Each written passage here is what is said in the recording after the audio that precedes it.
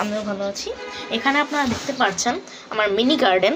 আপনারা পুরোটা দিয়ে দেখায়, একটা গাছ কিন্তু শুকিয়ে গেছে, বাট যাই হোক, এখন হচ্ছে আপনাদেরকে দেখাবো আজকে যে ভিডিওটা আমি বানিয়েছি।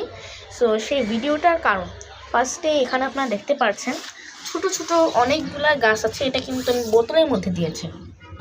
সো আপনারাও চাইলে কিন্তু এভাবে কোনো খরচ না করে, আপনারা যদি কোনো ফ্ল্যাট অথবা ঢাকা শহরের বাসা বাড়িতে থেকে থাকেন, সো সেগুলোতে ছাদে গেলে ছাদ বাগান করেন অনেকে, সেখান থেকে সেই মাটিগুলো এনে আমি কিন্তু এখানে দিয়েছি। আর সেই মাটিগুলোর মধ্যে কিন্তু অনেকগুলো সার ছিল, যেমন আপনারা এটা দেখতে পাচ্ছেন, এই শিকড় দেখতে পাচ্ছেন, এগুলো কিন্তু অনেক সার, এটা গাছের জন্য অনেক উপকারী। সো দ্যাটস ওয়াই এই গাছগুলো কিন্তু খুব তাড়াতাড়ি বর্ধন হবে। এখানে দেখতে পাচ্ছেন খুবই ছোট একটা, এখানে মিডিয়াম সাইজ, এটাও ছোট, আর দুইটা হচ্ছে একটা মানে মিডিয়াম সাইজের। এখানে দেখতে পাচ্ছেন দুইটা কিন্তু আমি ছিঁড়ে ফেলেছি, কারণ এই দুইটা একটু সমস্যা ছিল, এখানে হলুদ হয়ে গেছিলো, আমরা কেটে দিয়েছি। বাট দেখুন কতটা সুন্দর লাগছে।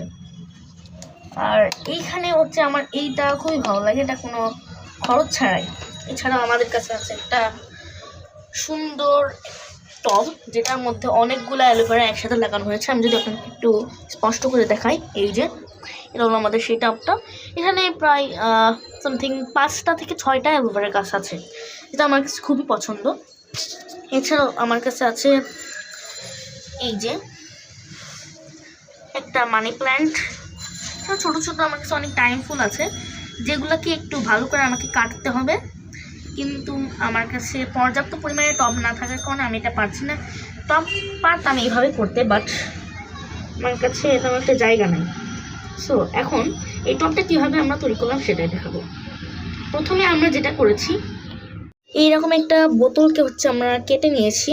এটা আমি কেটেছি হচ্ছে মাঝ বরাবর, এখান থেকে দেখতে পাচ্ছেন আপনারা যেটা, এটা কেটে কিন্তু আমরা এর নিচে বেশ কিছুটা একদম নরম মাটি, কিছুটা এমন, কিন্তু এটা থেকেও একটু নরম মানে পানি পানি করে ফেলছিলাম, কাদা।